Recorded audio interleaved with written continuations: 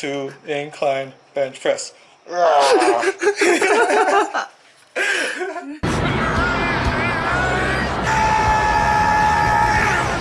So incline bench press tutorial.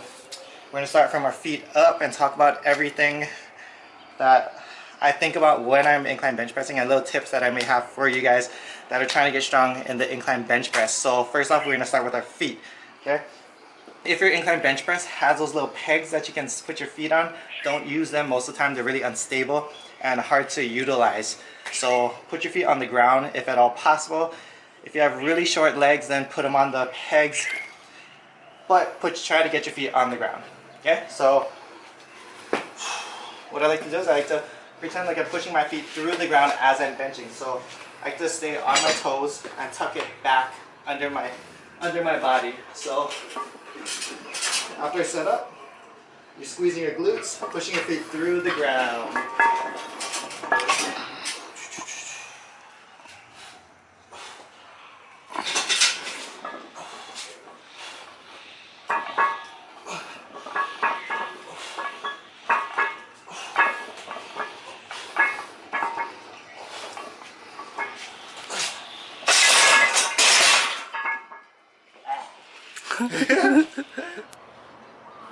Cool. Next tip. So we already went through your feet. Squeeze, okay? Push your feet through the ground. I like to get on my toes. It doesn't matter. It's not a big deal whether you're pushing through your toes or pushing through your heels. It's personal preference.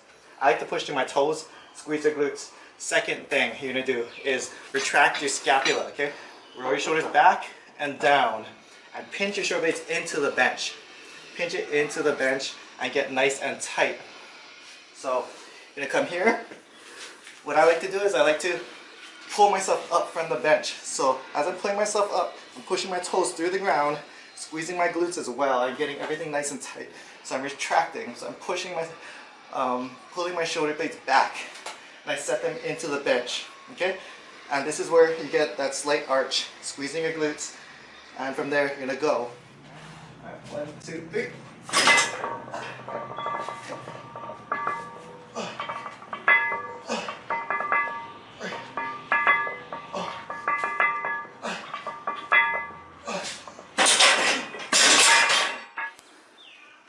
Okay, next thing is going to be your hand placement. For my incline bench press, I like to grip a little bit wider than I do a flat bench press, just because it feels a lot better for me, and I can feel it activating my upper chest, and I'm a lot stronger. So where I line up my hands is typically middle finger on the ring. So here's the ring, here's a lot of rest, and here's my finger. So I go middle finger on both rings. So this is how wide it looks. Okay? Right about there is how wide I like to go. Bar path. Next thing. Your bar path, you want to keep it on your upper chest. A lot of people, when you see them incline bench pressing, they'll bring it down to your nipples like they're doing a flat bench press. You're trying to work your upper chest, so bring it down to your upper chest and push straight from there. I like to usually aim right up here. That's where I drop the bar, and I'll bring it straight up. Okay? Straight up. Alright? Not exactly straight up and back. Same thing like a flat bench press. It's going to be your bar path is going to be a slight curve back because you're pressing the bar up. Alright, so let's get it.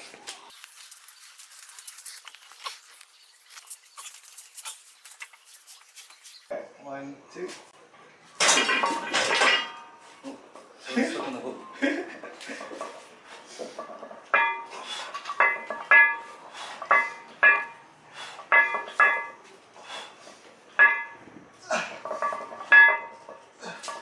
Okay, so the next thing you're going to do is, for me personally, I have a really hard time unracking the weight and staying in position because you're trying to keep your shoulders retracted and unracking the weight at the same time. It's hard to unrack the weight without your shoulders rolling forward and you pushing yourself out of position. Once you're out of position and you unrack the weight by yourself, it's hard to retract again and get back into position, and it's a lot of wasted energy. So for this reason, I like to use a spot doing the incline bench press. So especially if you're asking a stranger for a spot, make sure you instruct them, or else there's a possibility they're gonna fuck your shit up. So this is how I like to guide them. I'd be like, hey Bryce, oh, yeah, I don't know your name, but A, can I get a spot? All I want you to do is, on the count of 3, give me a lift off, pull the bar in front of my chest. From there, do not touch the bar. Unless the bar starts coming back down, I got the reps. I'll tell you when to grab the bar. After I'm done, if you could just help me rack it if I need help. If you don't need help, for me, I don't need help racking. It's always the unracking part that's the hardest. So make sure you instruct your spotter and tell them exactly what you want them to do so their hands aren't up in your grill while you're lifting the weight, because I hate that. So, record. Okay. Hey buddy. Hey buddy. That way. Alright, 1, 2, 3.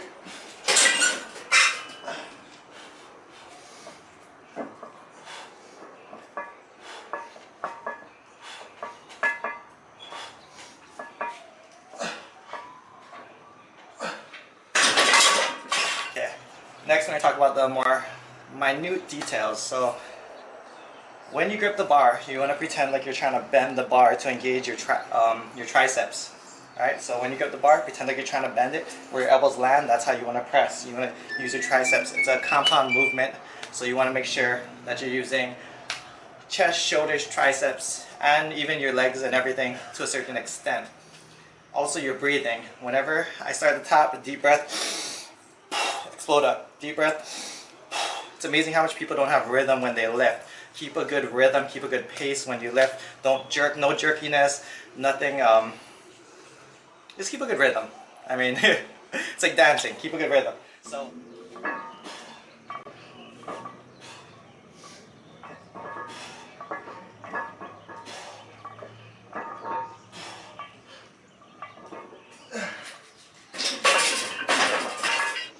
Alright, so next we're going to talk about bench accessories.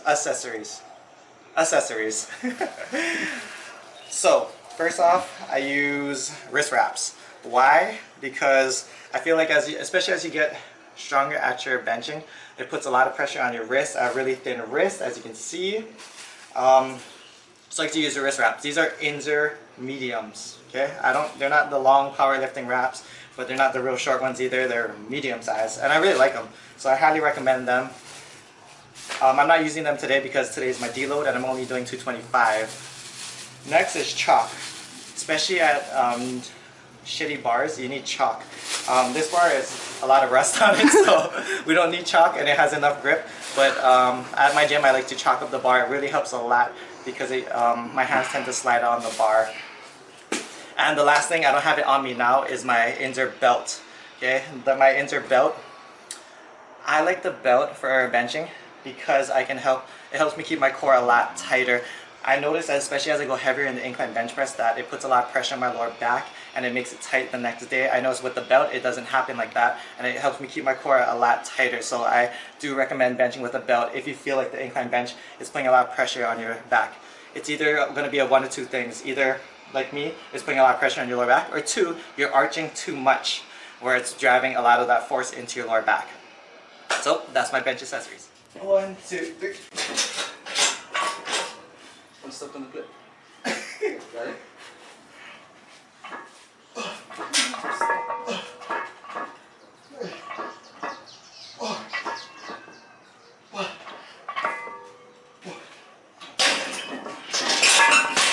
Everything. Mental cues when benching.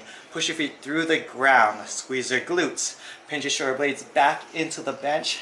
Bring the bar down to your chest. Take a deep breath and explode up. And that's about it. Push all your air into your core. Keep everything nice and tight. That's my mental cues. Hope this helps you guys bench 350. And see you guys in the next video. Hope this helps a lot. Vegeta, what does the scouter say about his power level? It's over 9,000!